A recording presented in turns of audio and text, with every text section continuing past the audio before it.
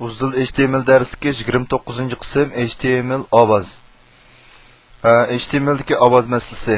HTMLda ovoz vujudini qo'yishning ko'p xil usuli bor, lekin HTMLda ovoz vujudini bir taraf qilishni hargiz oddiy ish deb qaralib bo'lmaydi.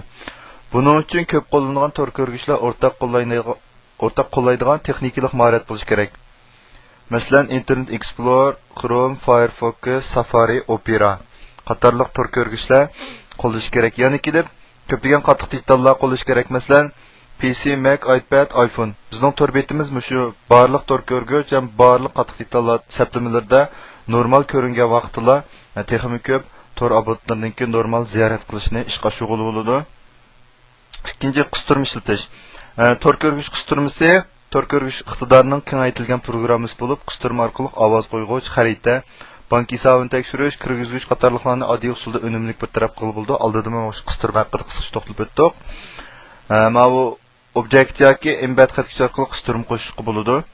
Va embed xatkash orqali aniqlanmasak, HTML5 qo'llaydi, ya'ni kelib har qanday tor ko'rgich normal ko'rindi, lekin HTML4da normal ko'rinmaydi. Demak, embed deganimiz yangidan qo'shilgan xatkash hisoblanadi. Agar ziyoratchi abonentning tor ko'rgichda bu qistirma qachlanmagan bo'lsa, ovoz vujudini normal qo'yilmaydi. Hujjat tipini boshqa qolgan ovoz vujudiga almashtirsak, yana normal qo'yildi. Objekt xatkachi HTML siz mazmun qutisi bo'lib, alohidagi yuqoriga o'xshash. HTMLdagi audio elementini ishlatsa, Chrome, Internet Explorer, Safari'larda normal ko'rinadi. Yana OGG vujudini qo'shish orqali Firefox bilan Opera'da normal ko'rsatish maqsadiga yetkazib bo'ldi. Torbetga 3-chi ovoz vujud qo'yishning eng yaxshi va eng oddiy usuli. Eng yaxshi usul audio bilan embedni teng qo'llanish. Eng oddiy usul boshqa muzika qo'yg'ichlarni ishlatish. Masalan, Yahoo'ningki ko'p vosita qo'yg'ichni ishlatish degandek. Buni kodga qaraydigan bo'lsak, masalan, nihoyat qulayli holda bu yerda embed kengligi, egizligi, hujjatnoma deblar, mushg'ulotlar ovoz vujudini bevosita yoki objekt orqali mahalolatda ishlatdik. Andan keyin buningki boshqa masalan bu OGG vujudni qo'shtirdik. Mana qo'shish orqali buningki tor ko'rgichdagi qo'llashni texim ashug'uli bo'ladi. Mana hamda audio deganimiz HTML5 da qo'llanilgan ovoz qo'yish vujudi hisoblandi.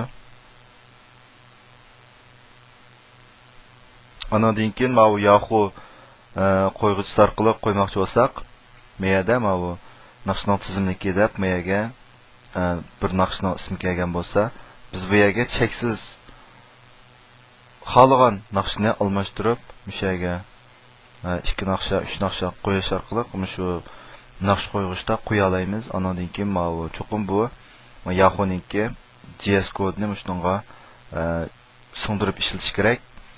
Eng yaxshi bir taraf qilish degan nom tilg'aldik. Oldida bu audioni ishlatdik. Bu yerda audioning ichiga mana qiymatni bergandan keyin yana embedni ishlatdik. Mana bu eng yaxshi bir taraf qilish usuli. Mana eng oddiy bir taraf qilish usuli hisoblanadi.